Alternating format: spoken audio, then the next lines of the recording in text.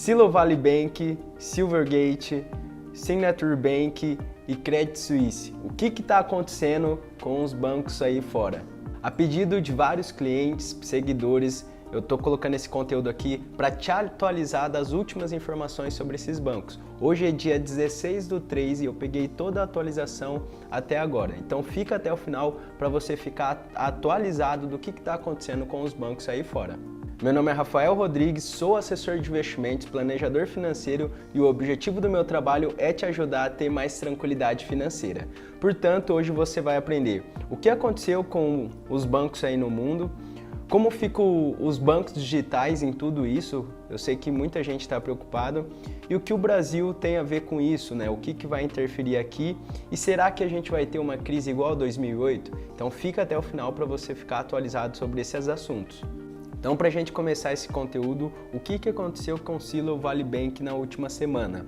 Essa falência desse banco foi a segunda maior dos Estados Unidos. A primeira foi do Washington Mutual, em 2008, na crise de 2008. Então, essa foi a segunda maior dos bancos dos Estados Unidos. Fundada em 1983, a instituição foi muito importante para o sucesso da indústria de tecnologia. O banco era o 16º maior em tamanho de ativo dos Estados Unidos, para você entender o tamanho desse banco. Ele tinha bastante exposição a empresas de venture capital, ou traduzido capital em risco. É um tipo de investimento que os investidores investem em empresas que estão crescendo. E normalmente, né, como a gente conhece mais, empresas aí de startups. Então são empresas que na maioria têm um potencial de crescimento no curto prazo, um crescimento alto, mas também tem um alto risco.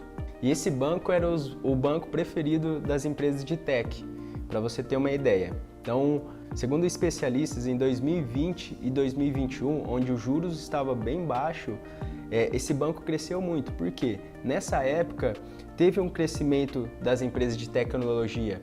Então, consequentemente, esse banco cresceu junto. Porque como esse banco tem essa ênfase nesse setor, teve ali muita entrada de dinheiro nesse banco. Para você ter uma ideia, o aumento de depósito passou de 61 bilhões de dólares para 189 bilhões de dólares. Olha o crescimento dele. E o banco, o que ele fazia? Uma parte dos ativos dele, porque assim, para você entender, o banco ele não deixa o dinheiro parado na conta.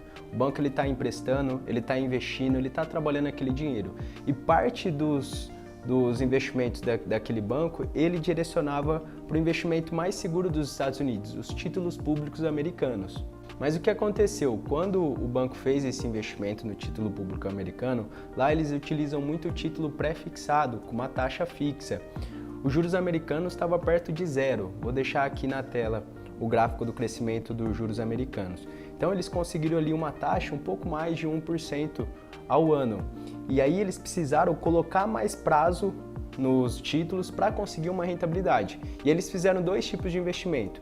Tem aquele título que eles conseguem tirar ali a qualquer momento. Vamos colocar aqui como se fosse o Tesouro Selic aqui no Brasil. É um título que você consegue resgatar facilmente. Só que lá nos Estados Unidos estava ali com uma rentabilidade praticamente zero porque o juros estava baixo. E aí tem aqueles títulos de mais de longo prazo que aí eles têm uma estratégia de deixar até o vencimento e aí com isso conseguiam ali uma rentabilidade maior. E aí alongando esses títulos eles tinham uma rentabilidade maior, mas também tinham um prazo de mais de longo prazo. E qual que foi o problema?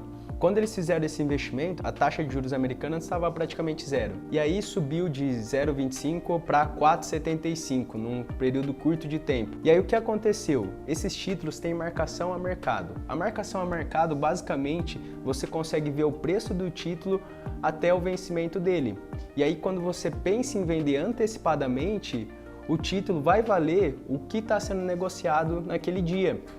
E aí pensa comigo, se a taxa de juros americana subiu para 4,75 e se eles conseguiram ali uma rentabilidade ali próxima de 2%, pensa comigo, o investidor vai preferir comprar a 4 do que comprar dele a 2.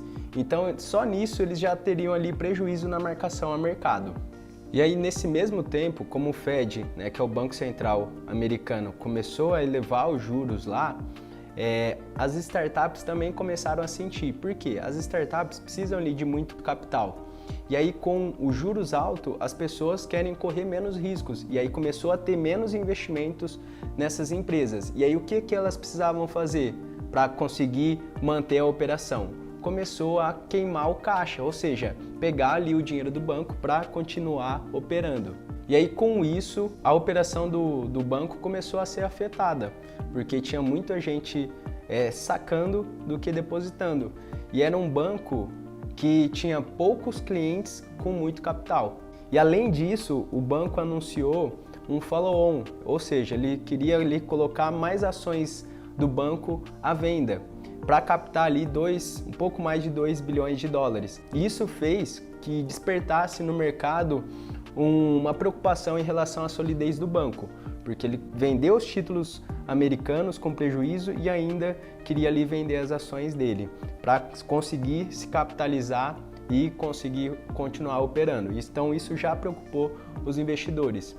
E aí com isso começou a ter vários saques ali, e aí o FGC dos Estados Unidos, que aqui tem um FGC, que é o Fundo Garantidor de Crédito, que assegura até 250 mil os depósitos aí nos bancos, se o banco vier à falência lá, é uma outra instituição, tem a sigla FDIC, essa instituição precisou intervir no banco, ou seja, precisou acionar o FGC ali dos Estados Unidos. Mas a questão é que, lembra que eu falei que esse banco era um banco de poucos clientes com muito capital?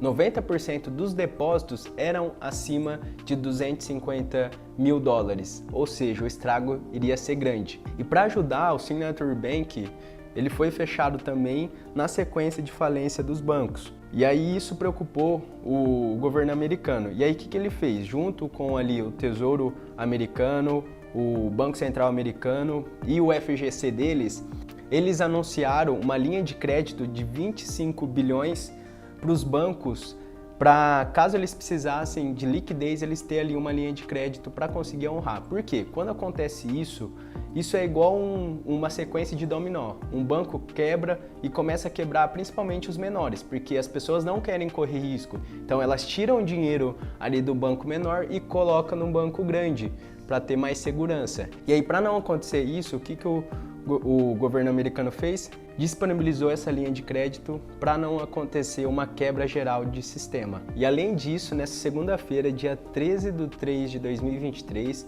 lembrando que o acontecimento foi semana passada, já foi anunciado pelos órgãos dos Estados Unidos que eles iriam assegurar além dos 250 mil dólares, ou seja, iria assegurar todo mundo. E isso foi muito bom para o mercado, fez que o mercado se acalmasse.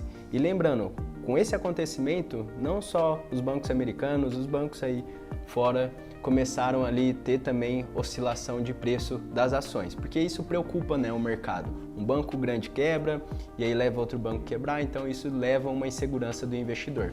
E além disso, para ajudar, teve um outro banco também, o Silvergate, que é o banco das criptos, que veio à falência também. Esse banco já estava sofrendo, principalmente pela quebra da corretora de cripto FTX. Também esse banco na última semana decretou falência. Então até aqui você percebeu que 3 bancos americanos, né, vieram à falência nesses últimos tempos. E para ajudar nessa semana, o Credit Suisse, que é um banco suíço, também preocupou o mercado. Vou deixar até a manchete dele aqui, teve uma boa queda das ações. Por quê? O principal investidor do banco, o Saudi National Bank, anunciou que não iria aportar mais no banco, porque iria ali passar do limite que ele poderia investir no banco. Mas lembrando, esse banco não é de hoje que vem sofrendo. Ele já sofreu escândalos. No último divulgação de resultado dele, ele falou mesmo que estava tendo mais saques do que depósito e precisava ali de aporte. Mas como tem sempre uma luz no fim do túnel, hoje, dia 16/3, eu peguei ali uma informação que o governo da Suíça colocou ali uma linha de crédito para o banco de 54 bilhões de reais para ele conseguir continuar as operações. Isso também ajudou a amenizar o mercado. E se tiver mais atualização dessas notícias, pode ter certeza que eu vou atualizar vocês. E aí o segundo tópico, como ficam os bancos digitais? Eu sei que muita gente está preocupada, e o Nubank, e o Inter, e o C6, o que vai acontecer? Já vi muita gente falando na internet. E gente, fica tranquilo com isso, porque especialistas já falaram que são bancos, eles já anunciaram também que não tinha nenhuma exposição a esses bancos. E uma outra coisa também, esses bancos, eu peguei uma informação muito importante aqui. Eu vou aqui falar sobre o Nubank e o Inter. O Nubank e o Inter têm um espaço para aumentar a sua carteira de crédito, o Nubank em 3,4 vezes e o Inter em 2,7 vezes. O que quer dizer isso? Que esses bancos não são bancos alavancados que ficam emprestando muito dinheiro. Eles, como são bancos que estão em crescimento, eles têm espaço ainda para aumentar a linha de crédito deles. Porque lembra que eu falei, o banco ele não deixa o dinheiro parado, ele vai emprestar, ele vai se alavancar e aí esses bancos eles são menos alavancados. Próximo tópico, terceiro, esse aqui é importante também. E o Brasil vai sentir tudo isso? O nosso sistema financeiro ele é bem seguro, ele é bem burocrático.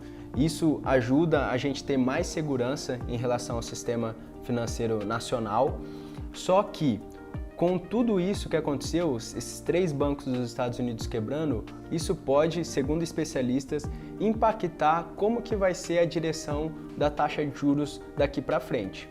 Hoje a taxa Selic está em 13,75 e na próxima semana desse mês, o cupom que decide se vai subir ou descer ou manter a taxa Selic, que é a taxa de juros do nosso país, vai se reunir. E com tudo isso, provavelmente o Banco Central americano ele vai tomar mais cuidado em subir os juros, vai manter ou às vezes pode cair, enfim, mas ele vai tomar cuidado para subir os juros. Por quê?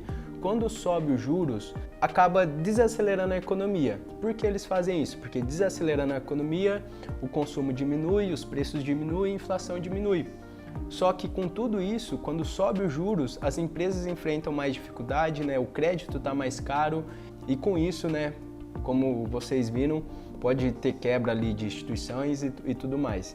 Então, para não acontecer isso, provavelmente eles vão tomar uma medida mais flexível para, principalmente nesse cenário, o mercado acalmar.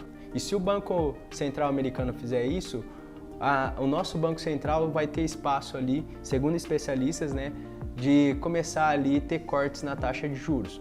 E se a gente for parar para refletir aqui, se os bancos centrais começarem a diminuir os juros, vai ser bom, a economia volta a crescer e tudo mais. Mas, por outro lado, eles subiram os juros justamente para conter o aumento dos preços no mercado.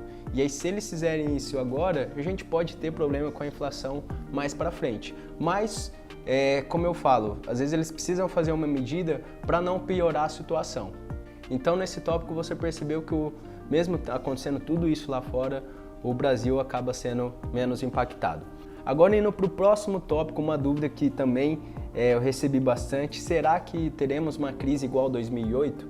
Especialistas falam que não, porque tanto os bancos americanos quanto os bancos pelo mundo, hoje têm uma regulação muito mais restrita, eles podem se alavancar bem menos do que podiam antigamente, justamente porque teve aquela crise de 2008, que foi uma crise geral.